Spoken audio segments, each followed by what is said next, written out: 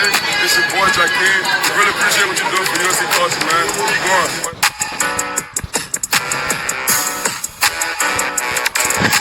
Going on, shout out USC today, man. Appreciate the support.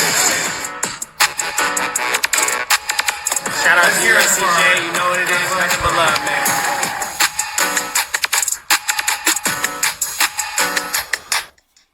Trojan Felly, what's up, man? USCJ here. It's the top of the morning. Listen, I hope everybody is getting ready to get up, get out, and make some things happen this morning. Listen, happy Tuesday to everybody, man. And listen, let's jump right into this.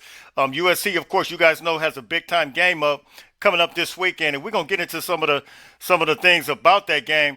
But real quick before I do that, USC, could they be in play? I'm asking you guys a question. Could they be in play for a big time recruit getting ready to come up, man? Hayes Fawcett, he made a statement yesterday on Twitter. Actually, it was a tweet, and he put it out, and he said, "Listen, big time flips, 2 big time flips are coming tomorrow." Now, I want to remind you guys of something that I said from Sunday night.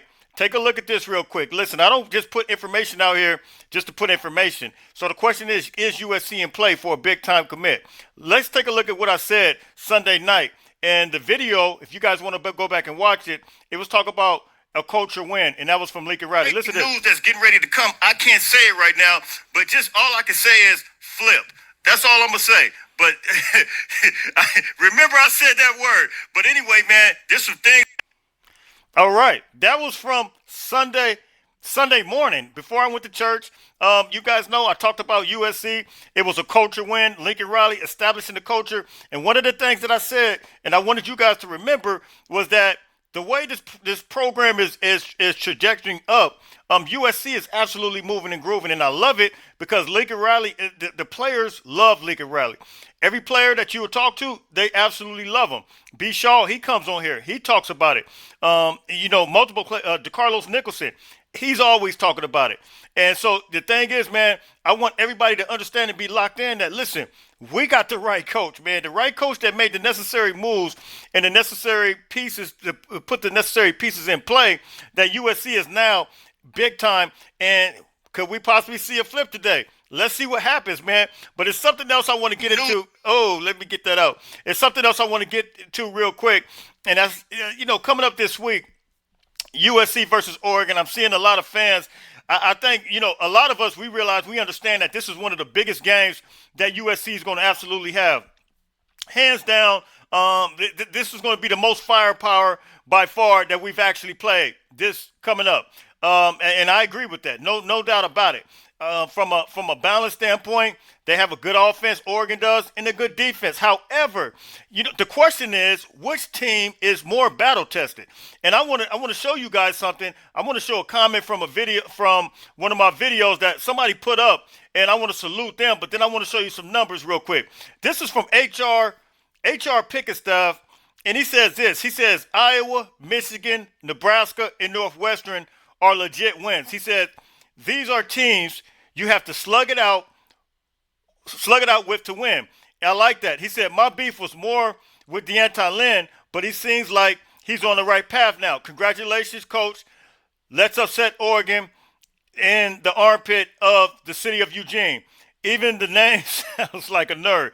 But, hey, thank you, HR Pickenstaff, for that. But, I agree, man. The question is,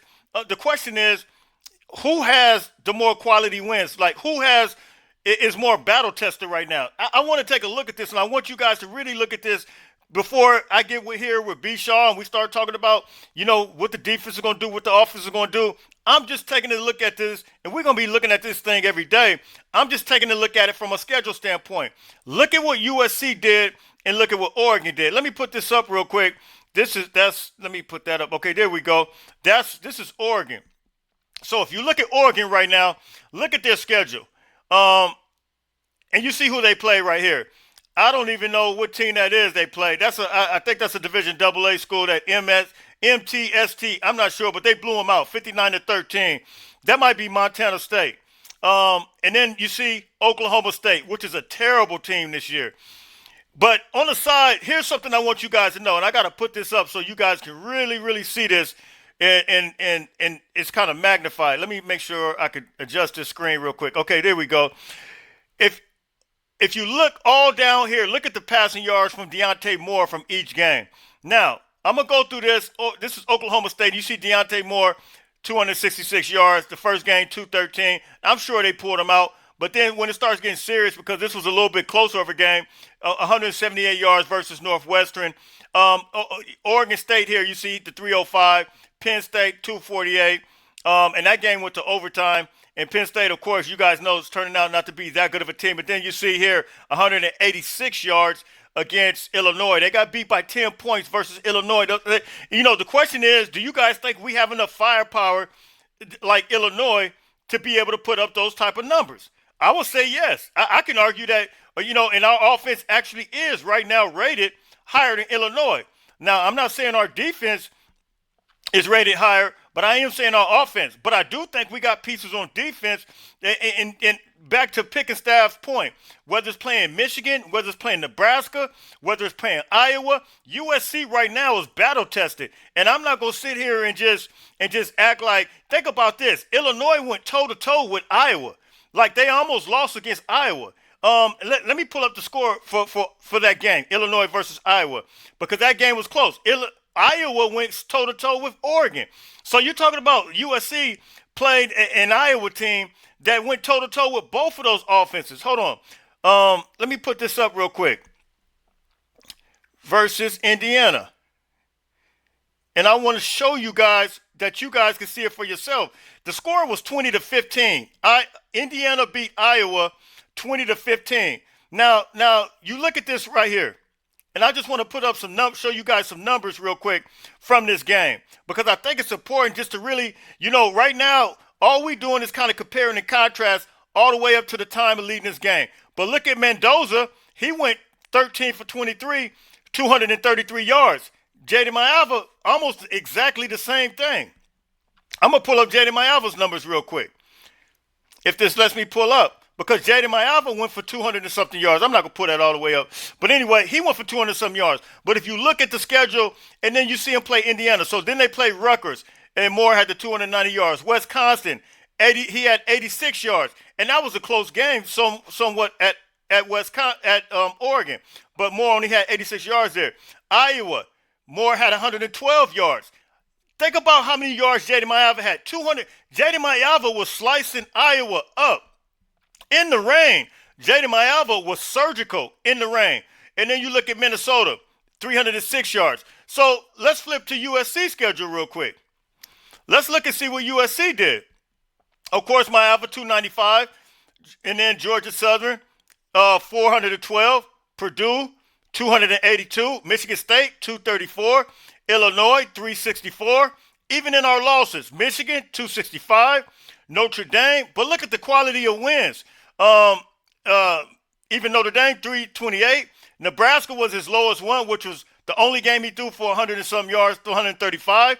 Northwestern, 299. And then Iowa, 254. So, listen, man, I don't think we should be by any means thinking that this is going to be some pushover game for Oregon. USC is going to come out there to play. Like, our guys have shown all year long, even when they were at Illinois, that they are not going to quit, that they are not going to give up.